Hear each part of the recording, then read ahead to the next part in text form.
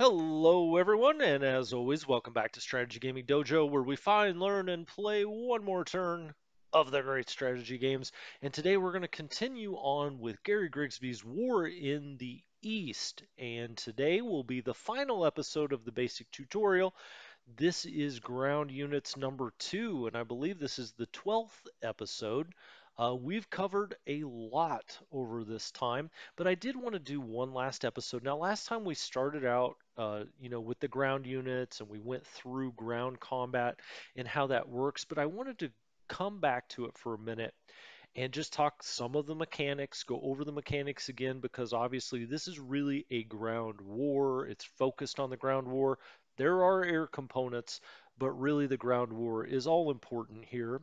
And I just, wanted to make sure that you had a good firm grasp on how the mechanics work, how a hasty attack works, how a deliberate attack works.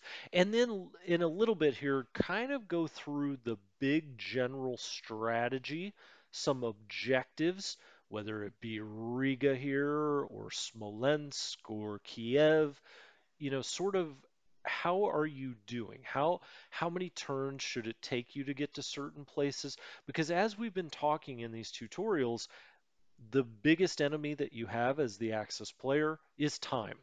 It's not the Soviets, definitely not in the first year of the war, not in 1941, up until about December or January of 42. And then the weather is your biggest enemy. The Soviets themselves don't really become your biggest enemy then until the spring of 42. And so you're really running against time. And I have people ask me, where should I be? What should I be doing? Why can I not get to Leningrad in time? Or why can I not get to Moscow in time? And look, I'll be honest with you, there are threads on the Matrix forums that will tell you your first 6 moves, exactly what you should do. Or I say 6 moves, 6 turns, 16 turns, exactly what you should do. But at that point, what's the point of playing the game? You want to play the game, play it your way a little bit. Uh, of course, if somebody spends enough time on it, they can come up with exactly every move that you make to get to certain places by a certain time. But what's the fun of that? And we're not going to go through that. I'm going to start a Let's Play on Thursday, and I'm just going to play how I think a normal person would play the game. We're not going to go off of a spreadsheet. We're not going to go off of some suggested moves. We're going to look at each move up and down the front, in the north, in the center, in the south. I'll probably take, at least through the first several turns. I'll do an episode on each front and we'll just move down the front. We'll say, well, why would we attack this? Why would we hasty attack? Why would we deliberately attack? Are we going to leave ground support on? Are we going to turn it off for this turn? We'll just go through all of those thought processes of why you do certain things. Now, I can tell you, even if you do follow those suggested moves, there are very good Soviet players that once you decide to venture out and play other humans, that stuff's just not going to work. They've seen all of that stuff before, so you'll have to come up with some of your own ideas. But before we get into all of that, let's get back down in here and just talk through one more time all of the mechanics of combat, how it's going to work, what does the game go through, what is it checking as you go through a ground combat. And of course, the first thing you always have to do is select a unit. And I've found that is pretty much always the rule, no matter what game you're playing, is you got to select who you're playing with. And right here, we've got the 291st Infantry Division, and they are part of the 26th Corps. Okay, we see their headquarters. Now I'm going to go ahead and hit Shift Z so it does the lines, and we can tell, there we go, there goes that orange line. Um, but we can see that these are also parts of this 26th Corps. We've got the 26th Corps. What do they have in here? They've got some construction battalions, pioneer battalions, some flak. They do have the Panzer joggers. They've got some artillery with the guns here. So the Panzer joggers here, anti-tank, and then the gun battalions, artillery. Okay, so we've got those. We could dig down a little bit more. Now, I'll tell you when we do the Let's Play, I'm not going to go down into that level. I'm not going to look at every support unit. What I'm basically going to do is try to get as many of the support units down at the core headquarter level as I can. I'm going to try to evenly space them out to all different core headquarters. Uh, and we're just going to kind of let them do their thing. We're going to replace some generals that aren't so good and try to get good generals in there that'll make good decisions. That's just how I play the game. You may play it differently. You may decide that you want to really micromanage the support units. There are advantages to that. I'm not going to say that there aren't. To me, it's just not worth the time for to enjoy the game, to really enjoy the game. For me, that's me. If you want to go in and decide exactly what support units are going to be there for every attack and attach them to divisions, do it. I mean, that's the whole point, right? Is for you to enjoy the game. So anyway, here we are down here, 291st, right? Remember, all we have to do is hover over any. I'm not pushing anything right now. All I've done is select the unit and I'm just hovering around here and see, you see nothing down here. Why is that? Well, we don't have a valid attack against them. But as we get up here, you start to see the icon for a hasty attack. And all we have to do is right click and this core headquarters will decide what support units to send to us. The game will look at what kind of terrain it's in. In this case, it's light woods, so the defender gets a +1 for that. For its to add to its fortification level. The fort level is a 2.10, and actually, this is a fortified region, and so it can go all the way up to 4.10. So with light woods and a 2.0 fort, that gives it a 3.0, but we see its combat value on defense is a 1. I mean, when you see these are made. We can also make them. Create fortified unit, and come about turn 18, if we have not gotten past Moscow, or in some cases, even if we have, we will be making fortified units to drop back to uh, before the winter really hits. Also, later in 42 and 43, as we would switch on to the defensive, we will want to build fortified units. It just gives you, it's kind of a free way through supplies to set up a defensive line, and you may say, well, gosh, these things aren't worth anything. They're 1-1. True, but they slow things down, right? You've got to spend points attacking it. You've got to maybe go around it. It's going to cost you more movement points that way, or action points if you'd rather. So they do have their uses. You can also sit behind them, of course, and if something attacks that, then you may come in as a reserve unit, let's say, and attack back. They do have their uses, but sitting up here, we've got them, from what we can tell, a very rough guesstimate, 10 to 1. We've got them basically 10 to 1. Our combat value for on the attack is a 10. Okay, so for something like that, a hasty attack is very likely the best thing to do. I'm not going to say always. Now we're going across a river here, so maybe you would rather have one of these units do it. We'd click off. You would not need both of these. Why get up to, and this is a general rule of thumb. I'm not telling you this is definitely 25 to 1 odds. It's a real generalization. There's a lot that goes into it. This does not count any support units that are going to get there. It's not taking into account the terrain or the fort level. All of those things are calculated separately. Um, so anyway, this is a 12. 12 to 1 should do it. We're hovering over that. And if we right click, off we go. And let's pause this. Now, as you see, we shattered this fortified region. Okay, shattered means it is gone back here from the map. Now, it did not surrender. okay, and it's not completely destroyed, those units can um, those units can reform at some point. Some percentage, and I don't have it off the top of my head, of these guys make it back into the pool, and they can then be used again. But this is what you're looking for: destroyed, shattered, right? If things are routed, or especially if they just retreat, you're not done with them. They're going to reform eventually. They'll get around some command structure, and that will buffet them up, and they are going to come back at you. So you're trying to really shatter things, destroy them, get them completely off the map, or even better yet, get them to surrender. But we'll be talking more about that in a bit. Now, if you look here, Axis forces attacking, okay?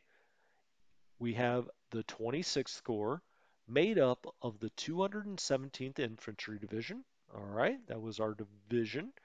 And then you see here all of the support units that the Corps headquarters sent down to us. Now you may say, gosh, we didn't even need those support units, right? This was not a very big force. These support units can be committed again. So it's not like you use them, or I say you didn't decide it, the Corps headquarters did. It's not as if they decided that and now you're like, well, crap, I don't have any support units. They can be recommitted as this unit, goes on to attack things, or even that unit again, or the other unit. These can be used again. And we'll see that and when we do a deliberate attack. We'll do a deliberate attack here in a minute, and you'll be able to see it. As we go down here, then, we've got the combat value. We have the original raw combat value, and then you have the modified combat value. And if you look over here, for the Soviets, they had a combat value of 4. That dropped off to a 3.2. And so, we had a 70 that went up to 172.3. This then tells you how much engineering work went into this, and artillery, 11 to 1. 11 and 1, I shouldn't say, not 11 to 1, it's 11 and 1. This is your stuff. Engineers, artillery, 11 and 1. Uh, the commanding headquarters, okay, and then it tells you the general that was in command of this. And this actually is somewhat important because as generals win battles, they can improve their skills to the point that to the extent that they're under a certain number, they can build up their skills. It also helps, with morale, stuff like that. So you want to, obviously it goes without saying you want to win battles, but it not only has, I just want to tell you, it not only has the effect of moving enemy troops, it also can help your generals, it can help your morale, obviously it can help your experience. All of those things are dynamic. Okay, so this is your side of the ledger. You see up here, it gives you the hex number, what kind of terrain you were fighting in, what the weather was, and whether you were fighting at day or night. All right. Tells you the turn number. Obviously, it keeps track of all this stuff because you can always go back and see these combat reports and see these different battles. You see the Soviet forces defending, part of the 11th Army, 46th Fortified Region, and that is who we just shattered out of here, right? Not much combat value. Now you see the fort value went from 2.10 to 0. A part of that was our engineers, and a big reason for that is our Corps headquarters decided to send along some pioneers. If we went and looked at the 217th Infantry Division, that may also have some engineering elements to it. Oftentimes, these divisions will also have some engineering elements, and then the Corps headquarters can send even more, a battalion in this case. That helps break down forts. So we went from 2.10 to 0, and if we move into this hex, it will be 0. We'll have to start kind of from scratch when it comes to the fortifications. Their commanding headquarters, 11th Army. They had a general here, Vasily Morozov, who must be in command of the 11th. All right. This up here will tell you we attacked with 19,538 men and 252 pieces of artillery or guns. All right. AFV is uh, what was I going to say? Oh, fighting vehicles. So these are motorized fighting vehicles. Those could be tanks. Those could be stugs. They could be anything that is on tracks. Really, it's a fighting vehicle that's moving around, right? So in other words, motorized. So 19,538 artillery 252. Okay, that the group that was defending against us, 1,736. Well, shoot, we only had them 10 to 1 in manpower. They did have 106 guns of some sort, artillery. They also had no AFV. All right. The damage. So these, when things are damaged, they can be, repurposed. They can be refitted. They can come back into the battle at some point. When I say into the battle, into the war, really, when they're damaged, they're no longer ready for the next action that's going to happen, but they can go back into the pool, get fixed, and show back up on the battlefield. So we had 54 men that are quote unquote damaged, wounded, probably is the better word for men, three artillery pieces, no AFVs, because there were none on the battlefield at all. They had 18 men damaged, two artillery, no AFVs. Now, these are actual permanent losses.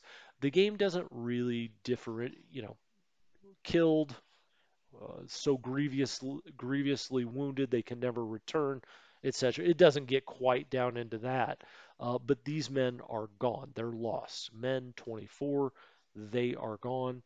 We lost no guns or AFVs. Um, the Soviets lost 1,696 men. Now, when they surrender, you'll see surrender down here, and it would show it here as lost. In this case, um, you know, in this case, they shattered. We know that they didn't surrender, and so they're just lost in that way. They either died or they're incapacitated completely. 1696 artillery 104. Okay, and then right below that, you see the plane, the air action. So this is the air component, and you can see the AI decided to send no aircraft from either side into this battle. They ran the algorithm. I say they, the little men in the machine, ran the algorithm and said, hey, we don't need any ground support. And therefore, the Soviet side said, okay, we don't need any interdiction. There was no air support, but that's where they would show it to you if there was. So you'll always see that line, a green line generally from our uh, air bases. It'll be black lines down to the air base where they're staging from, and then a green line to the battle.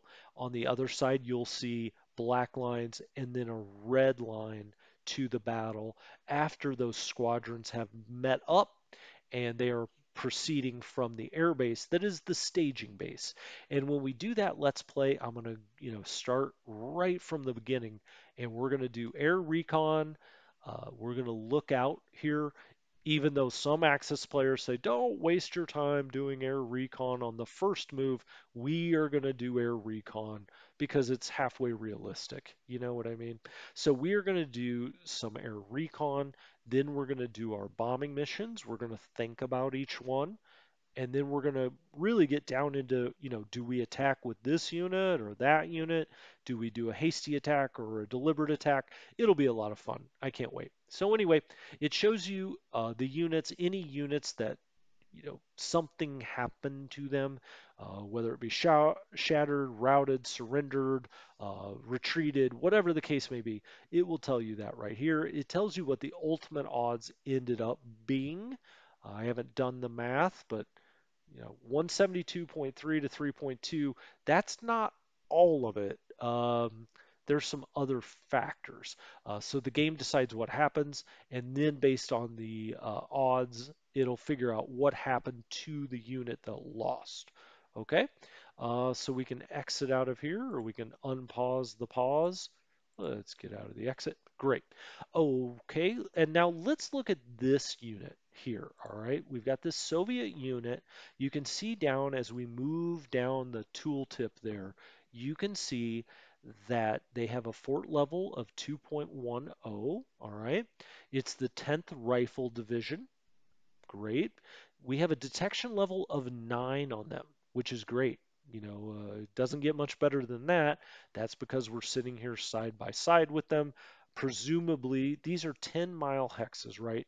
Presumably, we've had some scouting, we've had planes over, you know, I get it. It's the first day of the war, but this is all kind of an abstraction that we know what's over here, right? So we have very good intel at first about what we're dealing with. And let's say that we wanted to attack them, but we thought, gosh, with their 9 defense, we only have a 10 offense. Now, again, I don't want you to always rely on that as being the end all and be all. They don't appear to have a headquarters around here. Maybe they do. Maybe it's down here. Maybe, let's see, 1, 2, 3, 4, 5. This is 6 hexes away. I guess this could be a headquarters unit. We don't know because of fog of war. 1, 2, 3, 4, 5. This could possibly send support units this way. We definitely could commit support units. And against a good defender, we probably will get some air combat going here against this. When the algorithm runs, it's going to take into account this is very stiff resistance. The combat values, the raw combat values, are not that different. It may send us some air help. Now, what might we want to do? Now, normally this would be an absolutely terrible move in your first move, but we're going to cross this river because I just want to show you we're going to cross this river. It actually went all the way around here because it was faster to get these two stacked together. And we're going to hit shift, bring up the deliberate attack, and deliberately attack this. And there we go. You see, now that is so weird. I'm absolutely sure that ours used to be green and theirs used to be red. But I got that backwards. Okay. Our line evidently is red. Theirs evidently is green. Well, that's a good question.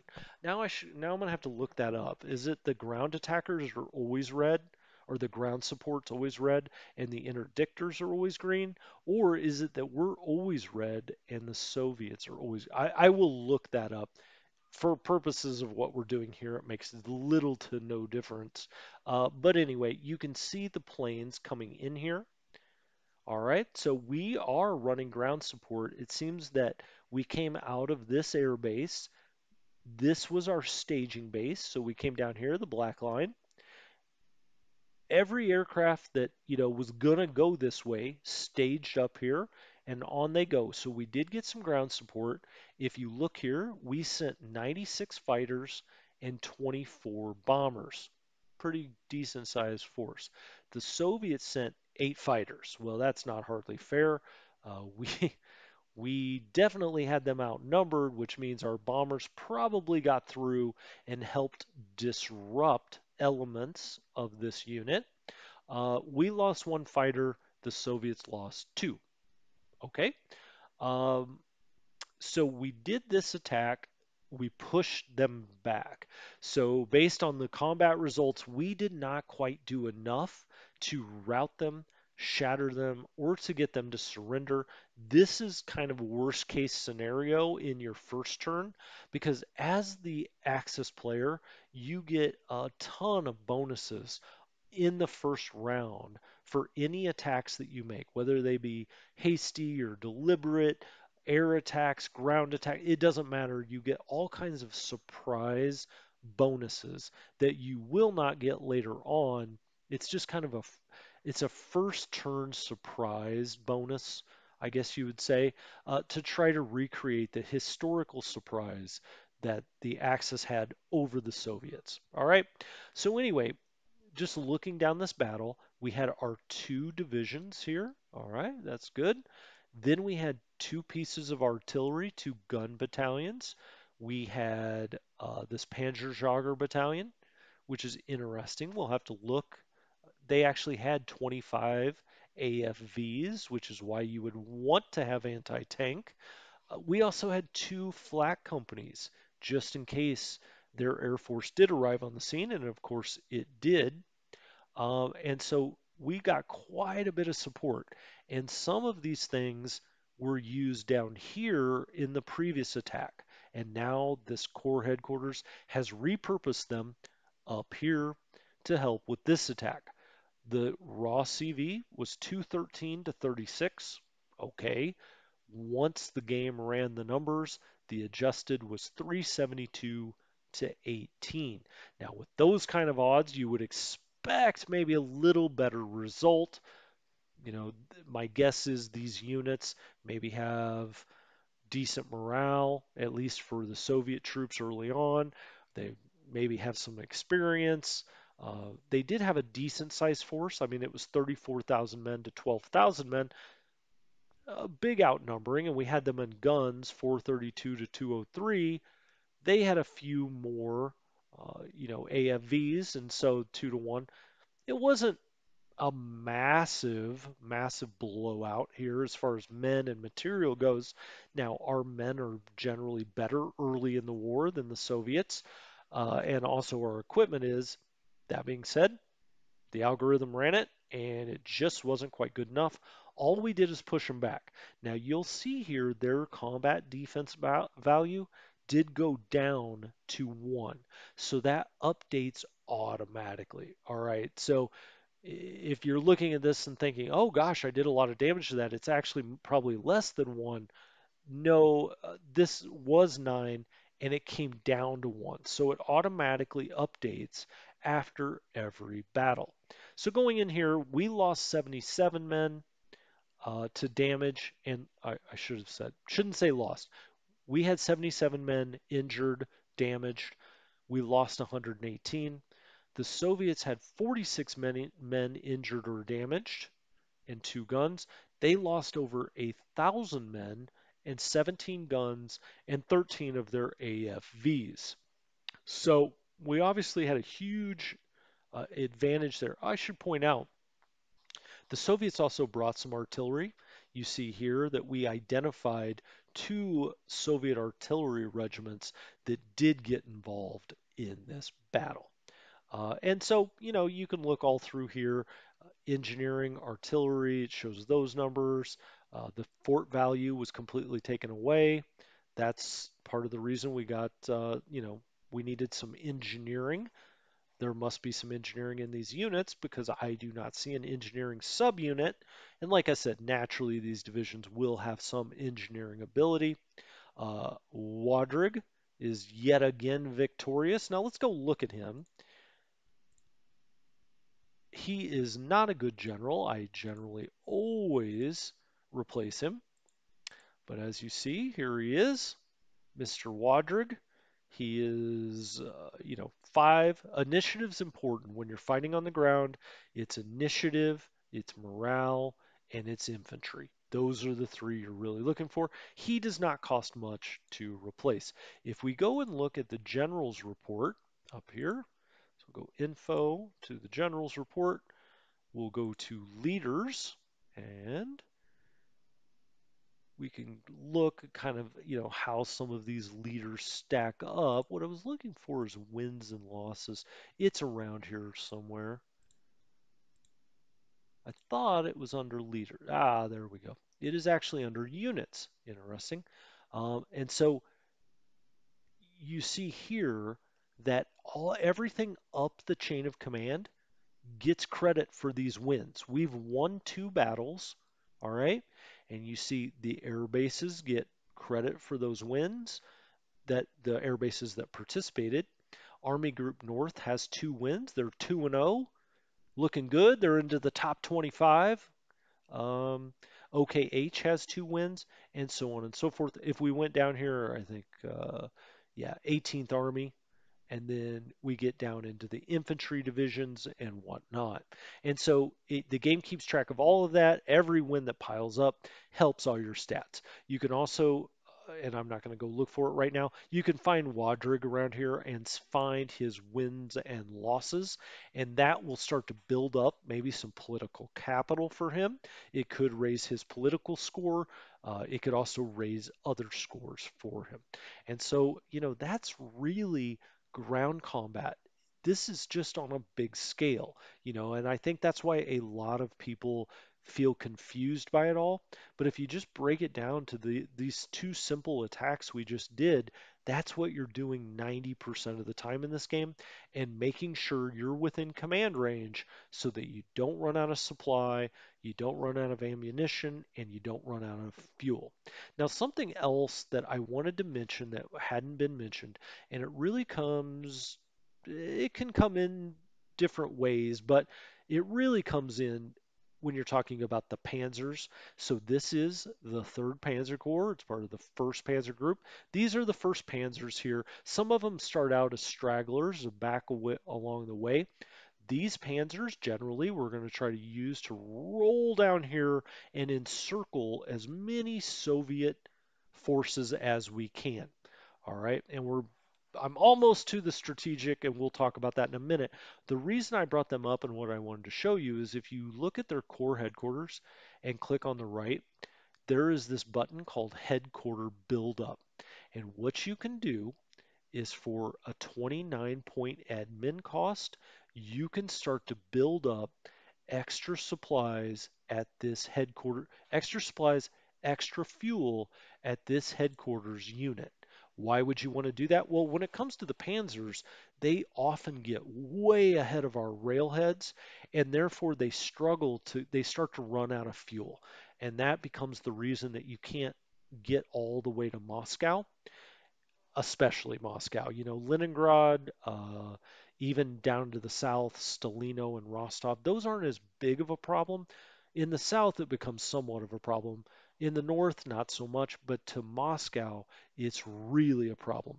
And what you are going to want to do as you get a little ways out there is go to headquarter buildup, let that build up for a turn or two, and then take off again, you know? So this headquarters buildup, you spend the admin points, this headquarters will start to build extra supplies and fuel. If you think about it, what it is really its headquarters telling it, we need you to get ready to attack.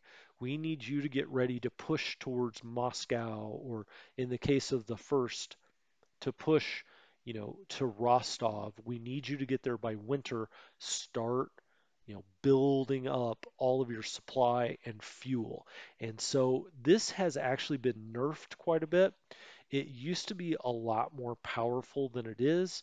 And I think you had a lot of Soviet players that said, hey, that's not really realistic that you can sit here and it's almost like hitting the turbo boost button, on a console game. Like you hit that and all of a sudden it goes into like super mode. And that's really what this headquarters buildup has been. And a lot of Axis players, I feel like, I don't want to say abused it. I don't think anybody was trying to do anything other than say, hey, you've got this here. Why wouldn't I use it? But it became almost too powerful, the headquarters buildup, and people were using it in very gamey type ways. Again, I'm not criticizing, it's not their fault. The game is what it is. They have now, in this 1.12 patch, really, really pulled the reins on that. The headquarter buildup is not as much as it used to be. I think maybe it costs more. I'd have to read more about exactly how they cut into that, but I know that they did, and I know that it's a lot less powerful than it used to be. So with that, I think the last thing I really want to talk to you about before we start playing the game, or you start playing the game, you've probably already started, but just some things to think about strategically. And for that, I'm going to back up a little bit here, and I'm going to talk about what makes up each army group and how I've seen good players use each army and each panzer group to get the best results.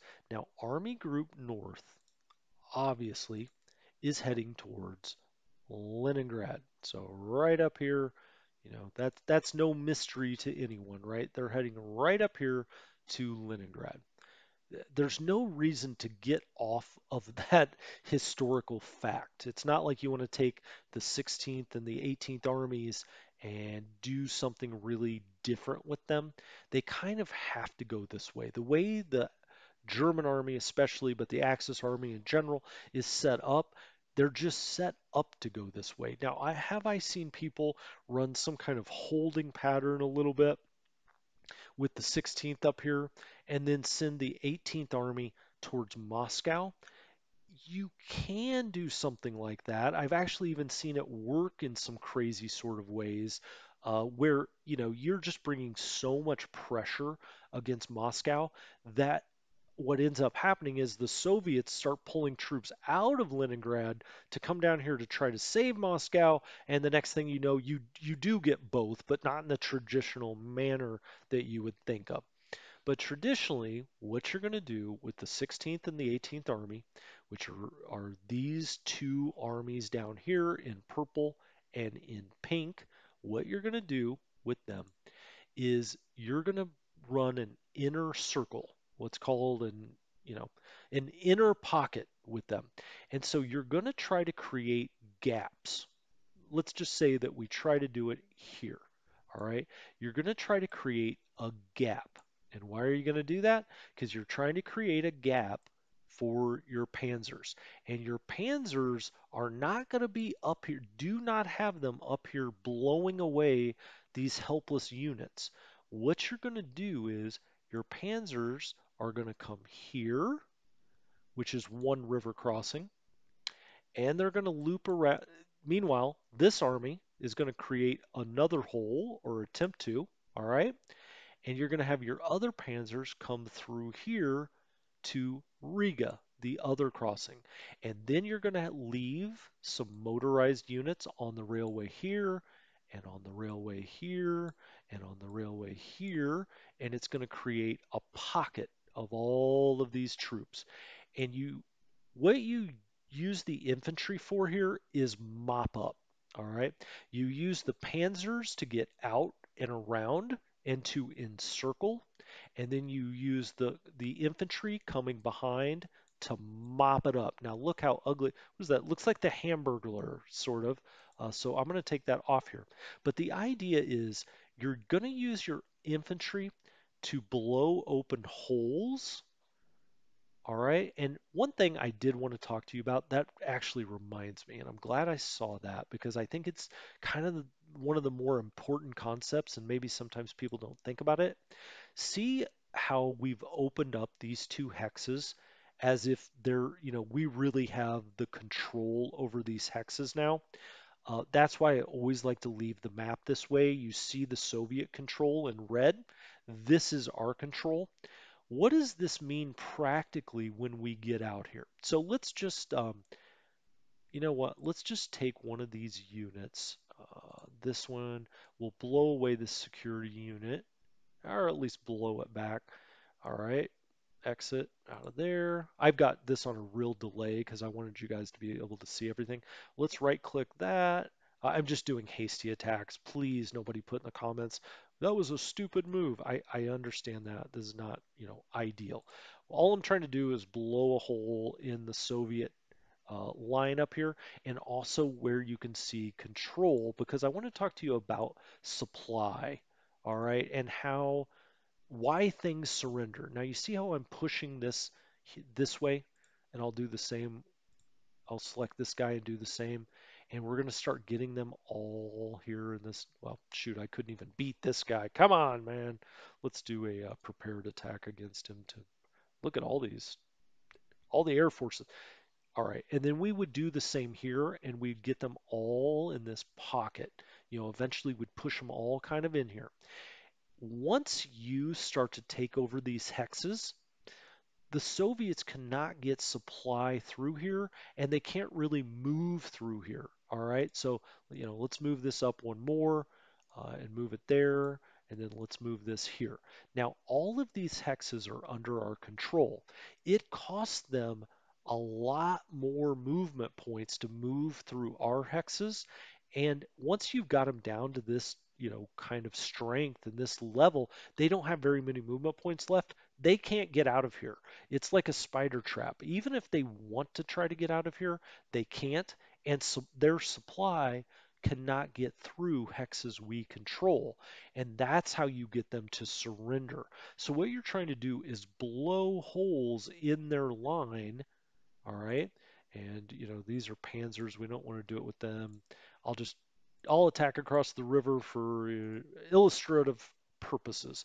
We're going to blow that unit away and start to do the exact same thing over here.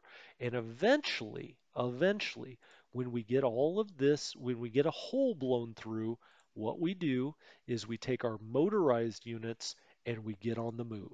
So we're going to take it, see, we can move through here unmolested because we control all of the hexes up to here, and then we get the motorized moving, and they can go a long ways. And with turn one, generally, you're going to want your Panzers at least here on the outskirts of Riga. Now, one thing that I do maybe disagree with some really expert players, so I don't want to say they're wrong. I play differently. Is a lot of people say you should definitely have Riga captured on turn one with your Panzers.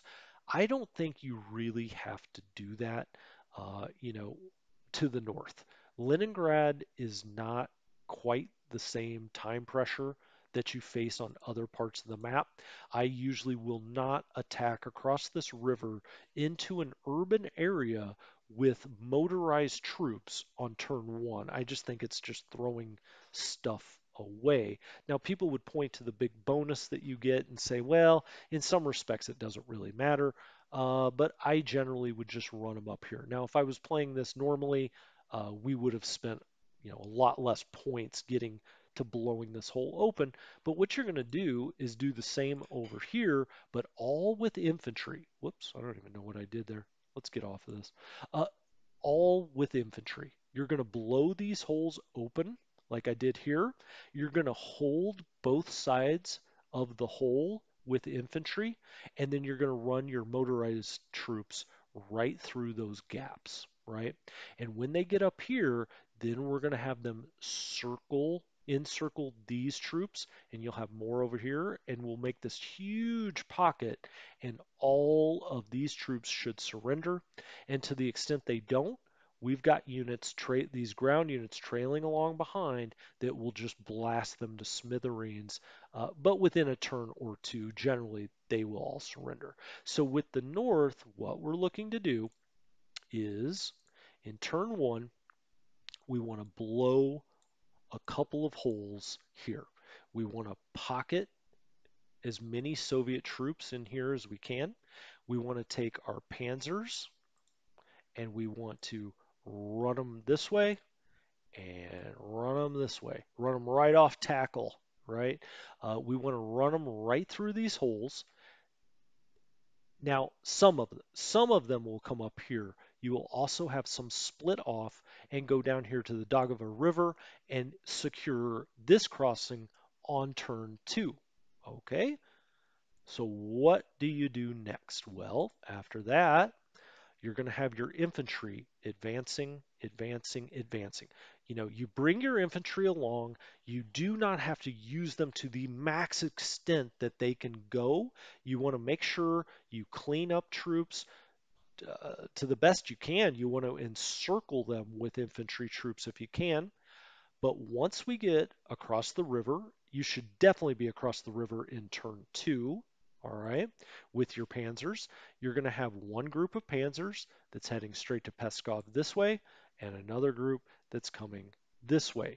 Now, you do have a little bit of a decision to make. And then by turn three, your infantry should start arriving at Riga. You won't have as much infantry down here. You do have some that would cross here. You've secured that crossing. You you really don't want to come this way because of the swamp. I mean, I guess you can thread that needle, but I try to avoid that. I do go through Riga and on. You can come here and across. Just, don't be walking through the swamp. That kills your hit points, or your hit points, your movement points. I was thinking of Dungeons and Dragons there for a minute. Hit points.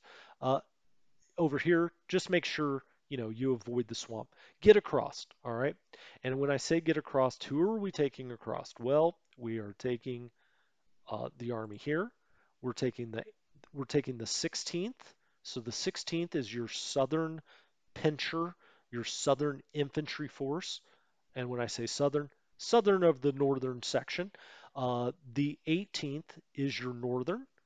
And so they will begin arriving, or they should begin arriving at Riga no later than turn 3. If you've gotten to turn 3 and your infantry's not getting up and across at Riga, you got problems already. You're already running behind schedule. Now, once you get across the Daugava here, you're going to take the 16th straight to Peskov.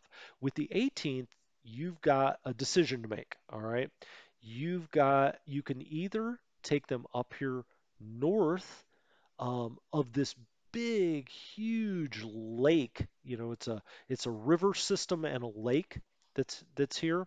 Let's get off of this. We can see it better. The Peepus and the Peskov. Uh, so, like I said, you want your southern group coming here to Peskov and then on to Novgorod, and they will be running. They're going to be fighting these guys. They're also going to start getting pressure from the Soviets that are starting to rail men in. And so you're going to have to, have these guys spaced. And let me tell you, with the infantry, generally I space them 1, 2 apart. So I would have one on the rail line here, one on the rail line here, because you exert enough zone of control, nothing can get through you. And as the Axis, you can cover a lot more ground that way. The Soviets do have an advantage of just having a lot more units than you do. It's hard to blow holes in their line later on. It's hard to get gaps in their line. But as the Axis player, just remember if you're kind of every other hex, maybe even every third hex, you've got good zone of control coverage generally. You'll just have to check it and see, if it seems like if it gets up here and things are flying by you, you probably don't have zone of control. So anyway, you have to make this decision with the 18th. Some of the 18th forces may come across here and come up here as kind of a almost an envelopment type of action.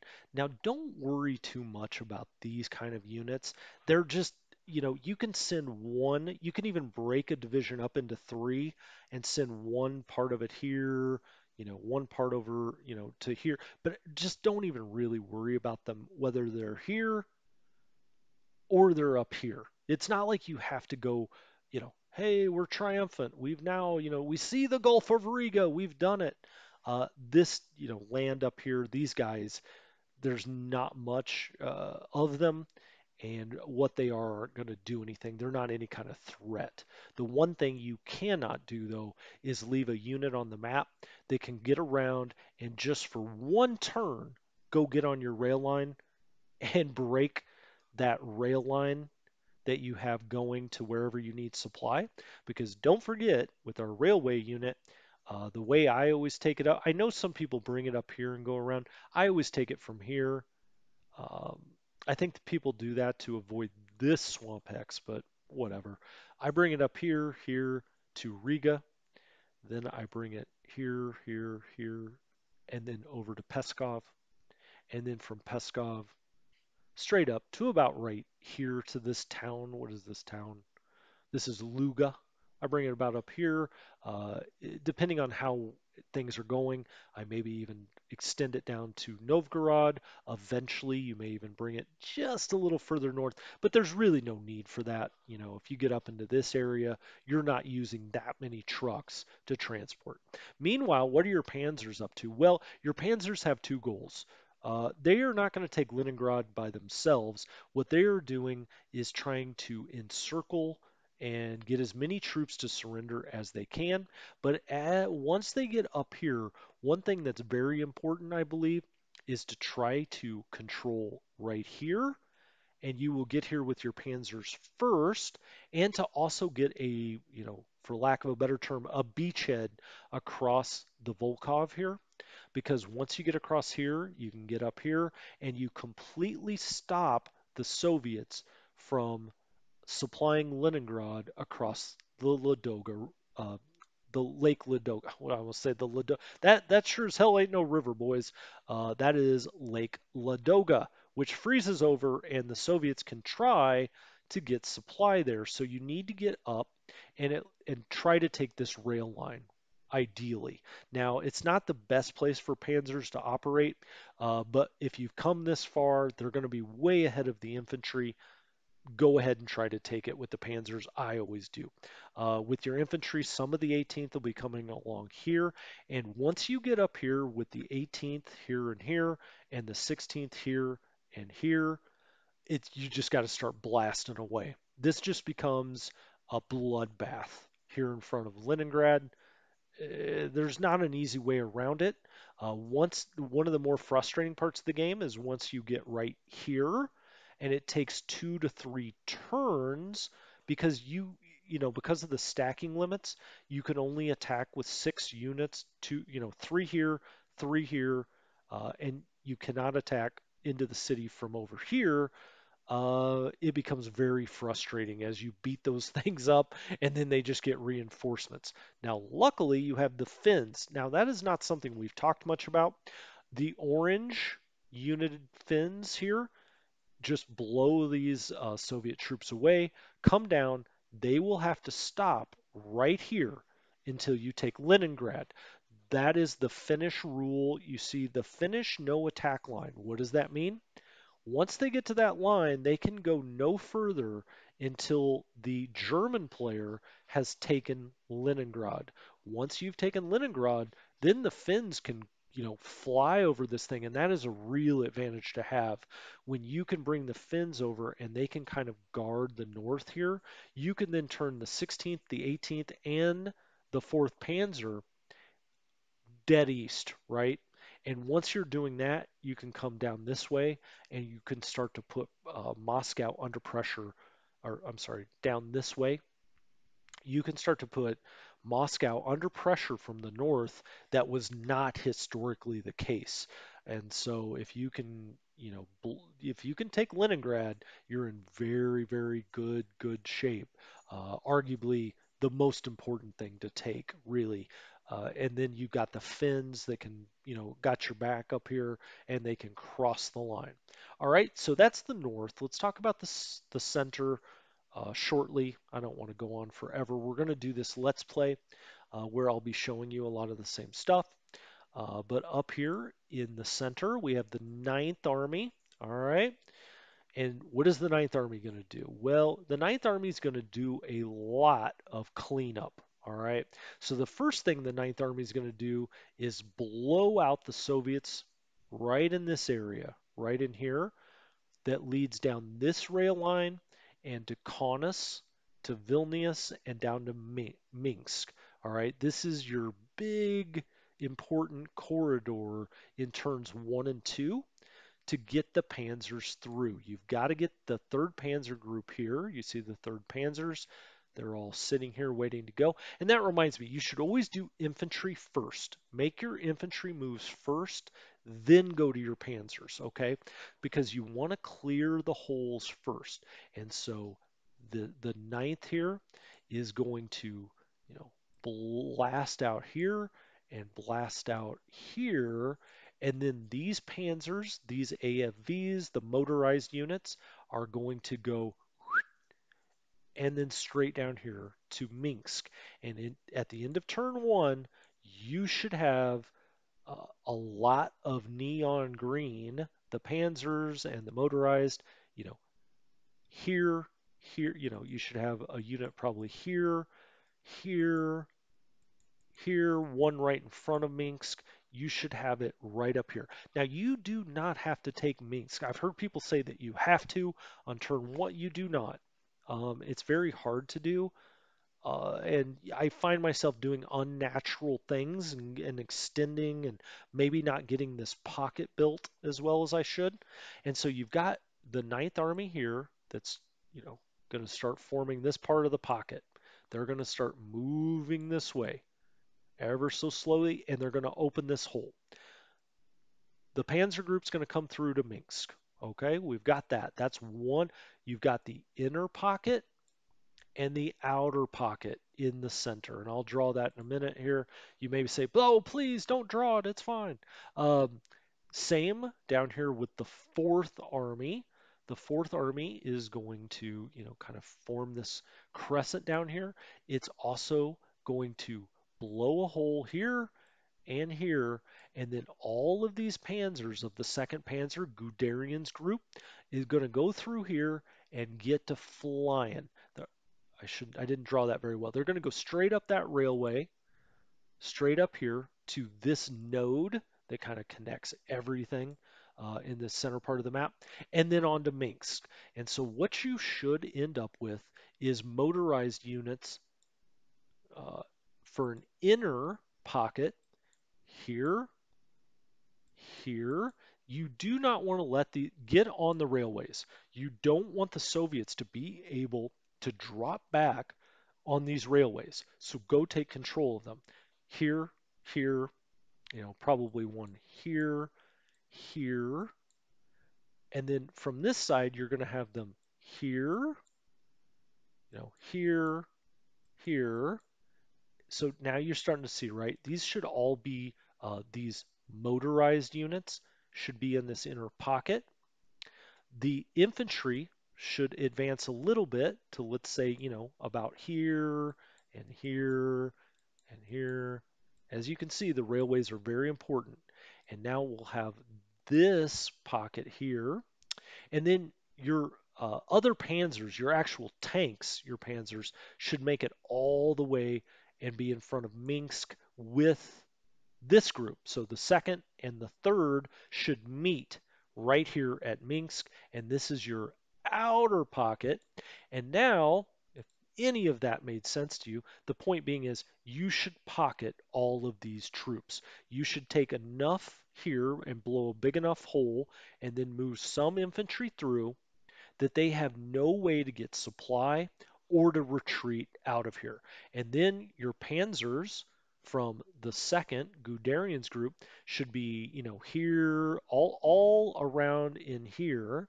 And the ones from the third should be all around in here. And then you've got a secondary pocket, and you should, get 1 or 2 million men in this pocket to surrender. All right, sorry, I had to get a drink there. Then what? Well, once you get to Minsk, these units will all be falling back, trying to get across the river. The second most important thing you can do in the center, in my opinion, is come get Mogilev. Come get a beachhead over this sucker, because if you don't, it will cost you hundreds of thousands of men trying to get across this river. So you've got one, you should have a thrust coming here. Uh, Now, this is with your panzers, all right? So you're going to want to get across there. You're going to want to send a group up to Vitebsk. Now, you're going to start running into heavy resistance right in here. All right, but try to get Vitebsk if you can. You're never going to get to Smolensk with just panzers. All right, and so then once you get past Minsk, you have to, like I said, first of all, try to come get this you know, beachhead, riverhead, river crossing head, whatever you want to call it. Get it, try to get that if you can. Your infantry should be coming along by turns 3 and 4. They should be moving like, hell on fire to get here, and then they can help you. Do not lose a bunch of tanks trying to get across here. If you can't do it, you can't do it. That's fine. To the south, you will want to get something down to Gomel, all right, and get this crossing. But mainly with Army Group Center, what you're going to end up doing with the ninth and the fourth is going to keep pushing straight this way for the most part, all right, to Tula. The fourth is just dead If we go all the way back here, is kind of just dead set. This is the fourth in dark blue on getting to Tula. If you can get to Tula, you've kind of got the southern entrance to Moscow, right? You've got all these different ways to get across the river. The ninth, meanwhile, will be heading for Vyazma, if you would. Now, people play this differently. You don't have to go to Tula. You can also bring the ninth up this way. I find that that leaves way too big of a gap here for the Soviets to maybe eventually take advantage of. So I like to bring the fourth, kind of in a big line of that infantry all the way here, and then have one part of it start to swing, a swinging door to Moscow. Meanwhile, your panzers, once they get past Smolensk, should try to get up to Rezhev, and you should start to always be blowing holes. All right, you can let the panzers even rest a turn, get the infantry up here, blow a hole, and then try to get the panzers through it and make pockets. Always be trying to make pockets with your panzers. That helps you remember. It's a alliteration, pockets with your panzers. Um, Finally, down to the south, and then eventually, you get up towards Moscow, and there is just a million Soviet units. Try to pocket all of them that you can. It's the only way you're going to win is to get millions and millions and millions of Soviet troops to surrender. You can't fight it out with them and say, "Hey, we're doing pretty well. We're taking only 1 to 2 casualties. We've got 2 to 1 against them." That's not going to cut it. Yeah, you won't get there in time. You're going to lose too much, and eventually, the Soviets will outnumber. Just the sheer mass will overwhelm you. In the South, I always think a lot about production in the South. You want to get to places. You definitely want to pocket troops. Just the same as everywhere else with your panzers. Now you've got the sixth, the infamous Sixth Army here, that ends up, at least historically, in Stalingrad. We are not going to have them befall that fate. And then down here, I think this is the 17th. So you've got the 6th and the 17th down here. Um, what are you doing with them? Well, the 6th, their number one goal has to be to get to Kiev. Kiev is just so important for so many reasons. With the 17th, you're going to be pushing south. Now, I've played this differently, different times. There has been a time that I actually took the 17th all the way down and let them take Crimea, since the Romanians and the Hungarians and the Czechs are not exactly setting the world on fire down here, literally. Uh, they just, are not the best troops. That being said, generally speaking, you're going to take these two and kind of do the same thing with the 17th. You're going to try to blow a hole here and a hole here. But really, you've only got the one panzer group here. And so sometimes with the 17th, it's just going to be a long, hard slog. And what you have to do really down here is you have to blow your holes here and here or so, and then get these panzers literally all the way down. Well, I went too far. I didn't go far enough. Here we go. Literally get them all the way down. I've seen people go all the way around Tarnopool and get the panzers all the way down to here, pocketing all of these troops. And yeah, that's just like a word that people use when playing this game, is pocketing troops. You've got to get them in those airtight pockets where they have at least 2 hexes where they can't move. They have to move across 2 of your hexes, and they can't get supply in. All right.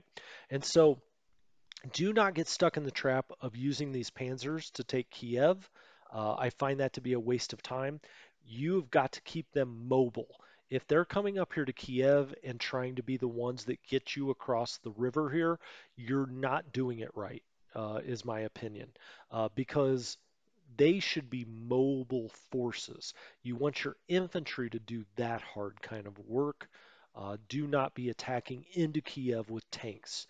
It doesn't make any sense, and it's just not going to be good for you for trying to win the game. Ultimately, You want to try to get your Panzers flying down, here in the southern plains. This is great tank. This is great tank terrain. That's why there were so many amazing tank battles out here by Kursk and Kharkov.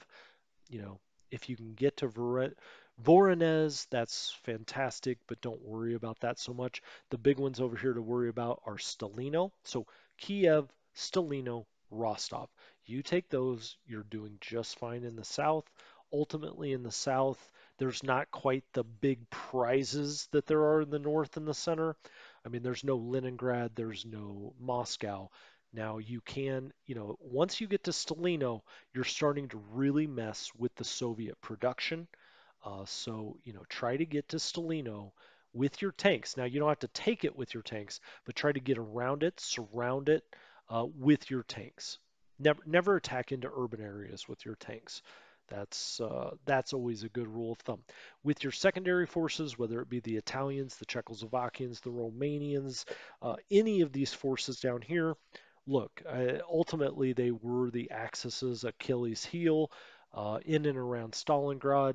That is what the Soviets targeted. Those were the units that they hit uh, to the north of Stalingrad as the weakest links, and indeed that this game represents that. Does not mean that they were not brave or valiant. They just were not the trained, professional, amazing soldiers that you had in other places, whether it be Soviet or German.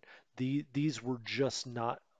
They didn't have the same equipment. They weren't as well trained. Let's just leave it at that. The point being is, you can look at the point totals for this game, and you can see that. You're not going to be doing a whole lot with fours and sixes and fours. So what you have to do is use these intermixed. What I do is try to, this is a German unit down here. It's kind of, it's in this weird spot. It's the 11th Army. It's down here kind of all by itself as this kind of strangely detached army from Army Group South.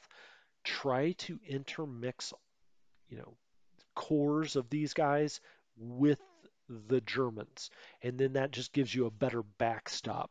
If they start to get pushed back at all. Now, early on, they're going to have their way with the Soviets too, because the Soviets have a lot of ones, threes, fives out here. And so sixes look pretty damn good. So they're going to kind of have their way. But as you get rolling here, I know a lot of people have those secondary forces go down into the Crimea. Eh, that can get dicey. Uh, I oftentimes have the 11th come down here and then have our 17th up there come a little further south and intersperse the allies, the Axis allies with them. But anyway, this video is getting a little long. We will talk about all of these things on the Let's Play. I'm going to start that Thursday. What would that be? February 4th at 10 a.m. Pacific time on Twitter and YouTube. And we will play this game, at least to the best of my ability. No gaminess. We'll just play it straight up and do the best that we can. I'm always happy to take suggestions from people. With the War in the Pacific Let's Play, we're having a great time because people give me, they said, hey, did you see that? We saw the carrier, the Japanese carriers, or we saw this, or we saw that. We're kind of playing the game together. So if you're interested in doing it with this game, that would be great. I am also now in contact with Matrix, so I'm hoping to get an advance copy of War in the East 2 when those are available. We'll see, but that's looking very promising. So I hope to have that very early on this channel. We'll see how much gameplay they'll let me do on the channel.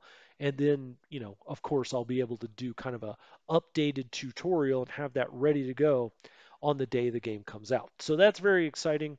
Cannot wait for that. But I hope you've really enjoyed this tutorial. I hope you learned a lot. Ultimately, this is just a great game. Just have fun with it. You don't have to figure out the exact perfect way to get to Moscow in 15 turns.